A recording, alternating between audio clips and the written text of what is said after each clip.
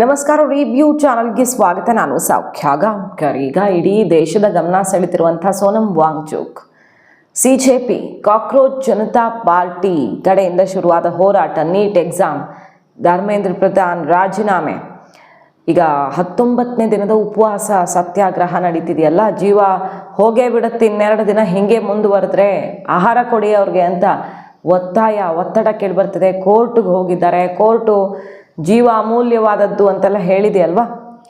ಇದರ ನಡುವೆ ಸೋನಂ ವಾಂಗ್ಚುಕ್ ಬಣ್ಣ ಬಯಲಾಗಿದೆ.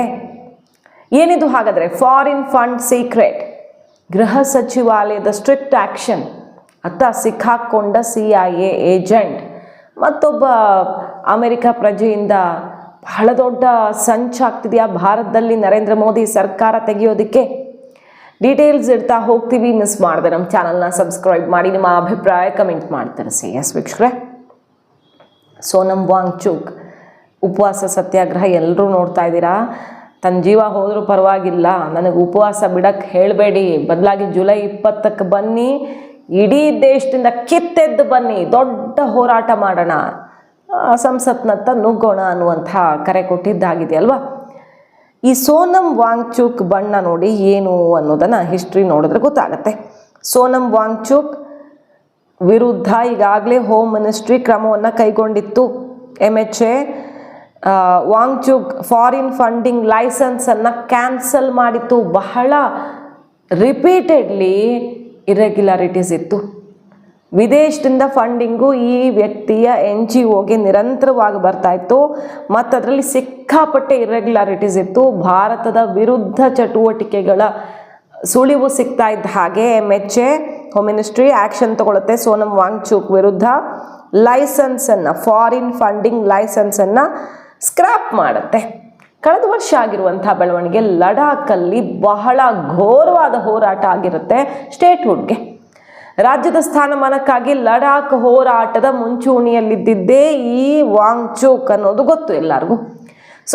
ಸೋನಂ ವಾಂಗ್ಚುಕ್ ಪ್ರಚೋದನಕಾರಿ ಹೇಳಿಕೆ, ಭಾಷಣದಿಂದಾಗಿ ಅಲ್ಲಿ 4 ಜನರ ಸಾವಿಗೂ ಕೂಡ ಕಾರಣ ಆಯಿತು ಅನ್ನುವಂಥ ಆರೋಪನೂ ಇದೆ ಮತ್ತು ಕೇಸ್ ಬಿದ್ದಿರುತ್ತೆ.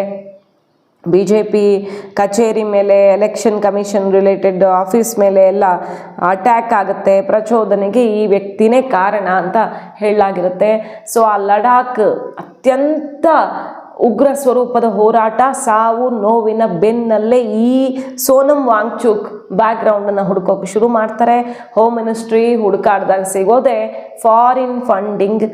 ಈ ಸೋನಂ ವಾಂಗ್ಚುಕ್ NGOಗೆ ಸಿಕ್ಕಾಪಟ್ಟೆ ಇರೆಗ್ಯುಲಾರಿಟೀಸ್ ಜೊತೆಗೆ ಬಂದಿದೆ.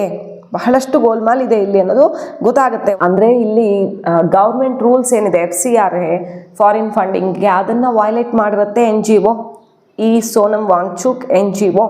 ಸೊ 2025ರಲ್ಲಿ ಈ ಗಲಾಟೆ ಬೆನ್ನಲ್ಲೇ ಕ್ಯಾನ್ಸಲ್ ಮಾಡಿರ್ತಾರೆ. ಸೊ ಆ ಗಲಾಟೆಗೂ ಫಾರಿನ್ ಫಂಡ್ ಆಗಿರೋದಕ್ಕೂ ಏನು ಸಂಬಂಧ? ಜಮ್ಮು ಕಾಶ್ಮೀರದಲ್ಲಿ, ಲಡಾಖ್ ಪ್ರದೇಶದಲ್ಲಿ, ಭಾರತದ ಒಳಗಡೆ ನಾರ್ತ್ ಈಸ್ಟಲ್ಲಿ ಶಾಂತಿ ಕದಡಬೇಕು, ದಂಗೆ ಎಬ್ಬಿಸ್ಬೇಕು ಅಂತ ಫಾರಿನ್ ಕೈವಾಡ ಇರೋದೇನು ಹೊಸದಲ್ಲ.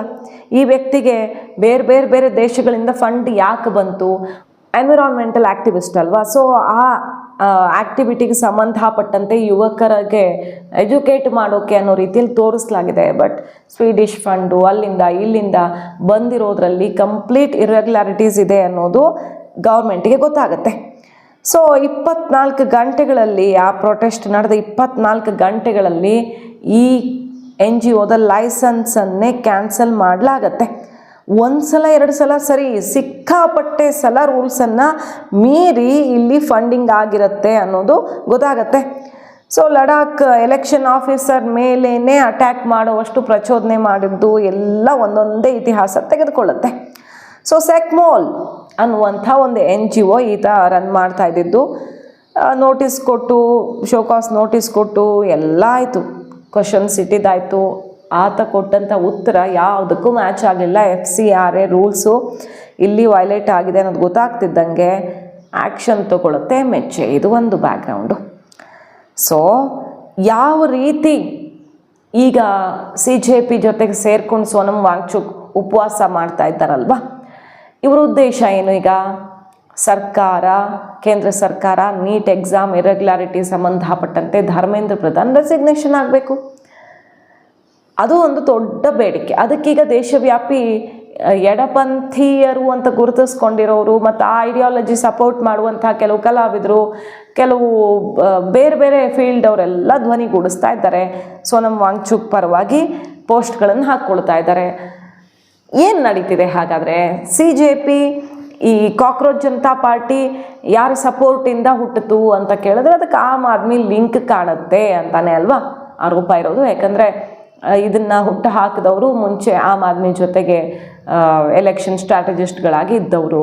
ನೋಡಿ, ಇಲ್ಲಿ ಶಾಂತಿಯುತವಾದ ಹೋರಾಟ ಮಾಡೋಣ, ಜುಲೈ 20ಕ್ಕೆ ಬನ್ನಿ ಅಂತ ಕರೆ ಕೊಡ್ತಿದ್ದಾರಲ್ಲ, ಅದಕ್ಕೆ TMC, SP, CPI, CPIM, Shiv Sena ಮತ್ತು ತೃಣಮೂಲ್ ಕಾಂಗ್ರೆಸ್ನವರು, ಆಮ್ ಆದ್ಮಿಯವರು ಎಲ್ಲ ಬೆಂಬಲವಾಗಿ ನಿಂತಿದ್ದಾರೆ. ಈ ಹೋರಾಟಕ್ಕೆ ಇವರೆಲ್ಲ ಕಂಪ್ಲೀಟ್ ಸಪೋರ್ಟ್ ಕೊಟ್ಟಿದ್ದಾರೆ. ಕಾಂಗ್ರೆಸ್ ಯಾಕೋ ಮೀನಮೇಷ ಎಣಿಸ್ತಿದೆ.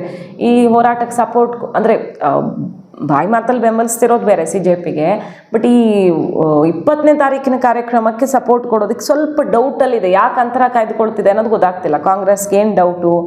ಈ ಪ್ರಾದೇಶಿಕ ಪಕ್ಷಗಳ ಜೊತೆ ಇರುವಂತಹ ವ್ಯತ್ಯಾಸದಿಂದಾಗಿ ಡೌಟ್ ಪಡ್ತಿದೆಯೋ ಏನೋ ಗೊತ್ತಿಲ್ಲ, ಸ್ವಲ್ಪ ಡೌಟಲ್ಲಿದೆ ಈಗ. ಅದು ಒಂದು ಕಡೆ.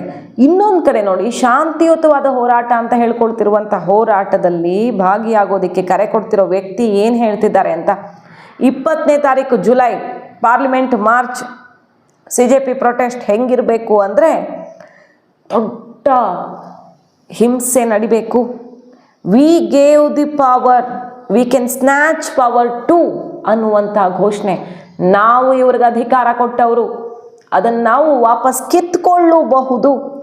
ಭಗತ್ ಸಿಂಗ್ ನಮಗೆ ನೆನಪಿದ್ದಾರೆ. ಮಹಾತ್ಮ ಗಾಂಧೀಜಿಯವರು ಕೊನೆಯಲ್ಲಿ ಹೇಳಿದ್ದಾರೆ 1942 ಅಲ್ಲಿ, ನಾನ್ ವೈಲೆನ್ಸ್, ಅಹಿಂಸೆ ಸಾಕು, ಈಗ ವೈಲೆಂಟ್ ಆಗಿ ಅಂತ ಕರೆ ಕೊಟ್ಟಿದ್ರು ಅಂತೆಲ್ಲ ಪ್ರಚೋದನಕಾರಿ ಹೇಳಿಕೆಯನ್ನು ಈ ವ್ಯಕ್ತಿ ಕೊಡ್ತಿರೋದು. ಜುಲೈ 20ರ ಕಾರ್ಯಕ್ರಮವನ್ನು ಅತ್ಯಂತ ಹಿಂಸಾತ್ಮಕವಾಗಿ ಮಾಡೋಣ, ಇಲ್ಲಿ ಪವರಲ್ಲಿರೋರನ್ನ ಕಿತ್ತು ಹಾಕೋಣ ಅಂತ, ನಾವು ಕೊಟ್ಟಿದ್ದೀವಿ ಪವರ್ನ ಕಿತ್ತುಕೊಳ್ಳೋಣ ಅಂತ. ಸೊ ಉದ್ದೇಶ ವಿದ್ಯಾರ್ಥಿಗಳಿಗೆ ನ್ಯಾಯ ಕೊಡಿಸೋದು ಇಲ್ಲಿ, ಅಥವಾ पावर चेंज मारा दो। आह्वान करना चाहता हूँ कि 20 जुलाई को संसद की ओर चलो। क्या 1942 में महात्मा गांधी जी ने भी अंततः आके कहा था कि बहुत हुई अहिंसा, अब हिंसा का मार्ग अपना लो, चाहे बेड़ियां मुझ में हो, चाहे झगड़ा में जंजीरों में हो, लेकिन मुझे ना पहचानो, मुझे बस अपने देश का एक सपना दिखे, आजादी आजादी आजादी। सोनम वांगचुक या जो भी ये सब, ये आम आदमी पार्टी का ही एक्सटेंशन है। जब ये हर तरफ से जनता ने हरा दिया, तब ये कभी कॉकरोच पार्टी, कभी सोनम, ये सब इन लोगों को मिला करके देश की गति को कम करने का प्रयास करते हैं। देश की जनता इनको पहचान चुकी है और सही समय पर इनको फिर जवाब देगी। ಇಲ್ಲಿ ಆಡಳಿತ ಪಕ್ಷವನ್ನ ಅಲುಗಾಡಿಸೋದು, ಸರ್ಕಾರ ಚೇಂಜ್ ಮಾಡೋದೇ ಇವರ ಉದ್ದೇಶ ಅನ್ನೋದೇ ಈಗ ಇರುವಂಥ ಪ್ರಶ್ನೆ. ಸೊ ಫಾರಿನ್ ಫಂಡಿಂಗು ಈ NGO ಬರ್ತಿತ್ತಲ್ಲ, ಲೈಸೆನ್ಸ್ ಸ್ಕ್ರ್ಯಾಪ್ ಮಾಡಿದ ಮೇಲೂ ಕೂಡ ಮುಂದುವರಿಯುತ್ತೆ. ಬೇರೆ ಬೇರೆ ಅಕ್ರಮದ ಹಾದಿಯಿಂದ ವಾಂಗ್ಚುಕ್ NGOಗೆ ಕ್ಯಾನ್ಸಲ್ ಮಾಡಿದ ಮೇಲೂ ಬರೋದು ಮುಂದುವರಿಯುತ್ತೆ ಫಂಡಿಂಗು, ಫಾರಿನ್ ಫಂಡಿಂಗು. ಅದಾದ ಮೇಲೆ ಈಗ ಮೊನ್ನೆ FCRA ಸ್ಟ್ರಿಕ್ಟ್ ರೂಲ್ಸ್ ಮಾಡಿದ್ರು ನೋಡಿ ಅಮಿತ್ ಶಾ ಅವರು, ಈ ಕಳೆದ ಮಂತಲ್ಲಿ ಜೂನಲ್ಲಿ ಆಯ್ತಲ್ವಾ. ಆಗ ಇಂತಹ NGOಗಳೆಲ್ಲ ಶೇಕ್ ಆಗಿ ಹೋಗತ್ವೆ. ಅದಾಗ್ತಿದ್ದಂಗೆ ವಾಂಗ್ಚುಕ್ ಬಂದು ಇಲ್ಲಿ ಜಿರ್ಲೆ ಪಾರ್ಟಿ ಜೊತೆ ಸೇರ್ಕೊಂಡಿದ್ದಾರೆ. ಹಂಗರ್ ಸ್ಟ್ರೈಕ್, ಈ ದೇಶದಲ್ಲಿ ಹೆಂಗೆ ಅಣ್ಣಾ ಹಜಾರೆ ಹೋರಾಟ ಒಂದು ದೊಡ್ಡ ಸದ್ದಾಯ್ತಲ್ವ, ಆ ಥರ ದೇಶವ್ಯಾಪಿ ಒಂದು ಬೇರೆ ರೀತಿಯ ಹೋರಾಟ ಮಾಡಿ ಸರ್ಕಾರ ಶೇಕ್ ಮಾಡೋ ಮಟ್ಟಿಗೆ ನಾವು ಮಾಡಬೇಕು ಅನ್ನೋ ಪ್ಲ್ಯಾನ್ ಇದು. ನಿಜವಾಗಿಯೂ ವಿದ್ಯಾರ್ಥಿಗಳ ಪರವಾದಂತಹ ಹೋರಾಟವೋ ಇದು, ಅಥವಾ ರಾಜಕೀಯ ದುರುದ್ದೇಶಪೂರ್ವಕವಾದಂತಹ ಸಂಚಿನ ಹೋರಾಟವೋ, ವಿದೇಶಿ ಟೂಲ್ ಕಿಟ್ ಹೋರಾಟವೋ ಅನ್ನುವಂಥ ಚರ್ಚೆ ಈಗ ಜೋರಾಗ್ತಿದೆ. ಕೇಂದ್ರ ಸರ್ಕಾರ ಹೈ ಅಲರ್ಟಲ್ಲಿದೆ. ಯಾಕಂದರೆ CJP ಸುತ್ತಾನೇ ಬಹಳಷ್ಟು ಬೆಳವಣಿಗೆಗಳು ಅನುಮಾನಕ್ಕೆ ಕಾರಣ ಆಗಿದ್ವು. ಈಗ ಈ ಸೋನಮ್ ವಾಂಗ್ಚುಕ್ ಸೇರ್ಕೊಂಡಿರೋದ್ರಿಂದ ಈತನ ಬ್ಯಾಕ್ಗ್ರೌಂಡು ವಿದೇಶಿ ಫಂಡಿಂಗ್ನ ಲಿಂಕನ್ನು ಆಲ್ರೆಡಿ ತೋರಿಸಿರೋದ್ರಿಂದ ಇದು ದೇಶಕ್ಕೆ ಬಹಳ ಆತಂಕಕಾರಿ ಬೆಳವಣಿಗೆಯ.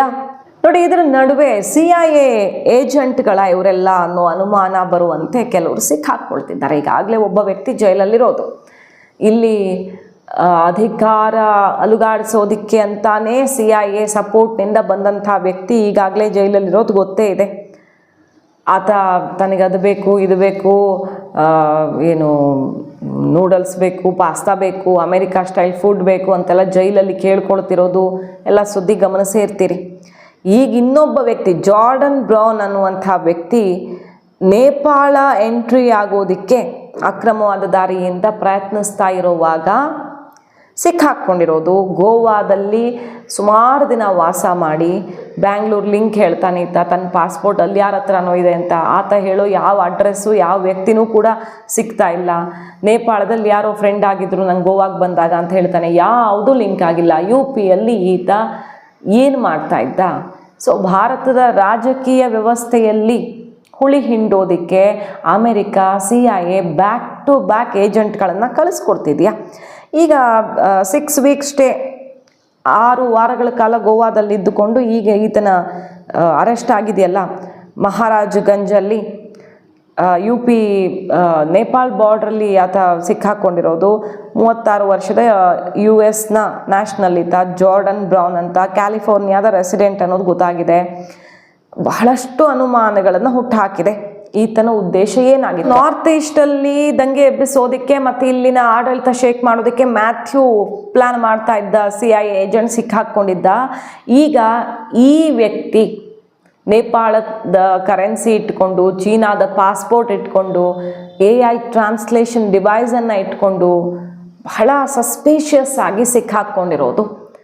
ಇದೆಲ್ಲ ಪದೇ ಪದೇ ಭಾರತದ ವಿರುದ್ಧ ಏನು ನಡೀತಿದೆ, ಜಗತ್ತಿನಾದ್ಯಂತ ಭಾರತವನ್ನು ಟಾರ್ಗೆಟ್ ಮಾಡೋದಕ್ಕೆ ಎಲ್ಲೆಲ್ಲಿ ಸಂಚುಗಳಾಗ್ತಿವೆ ಅನ್ನೋದು ಬಯಲಾಗ್ತಿರೋದು.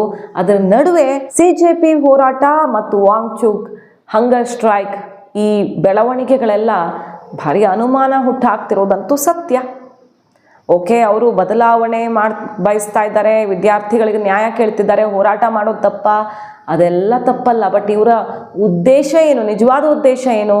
ಸಿಸ್ಟಮ್ಮಲ್ಲಿರೋ ಮಿಸ್ಟೇಕ್ಸನ್ನು ಸರಿ ಮಾಡೋದು ಅಥವಾ ಸಿಸ್ಟಮ್ಮನ್ನೇ ತೆಗೆದು ಹಾಕೋದು ಅನ್ನೋದು ಇಲ್ಲಿರೋ ಪ್ರಶ್ನೆ.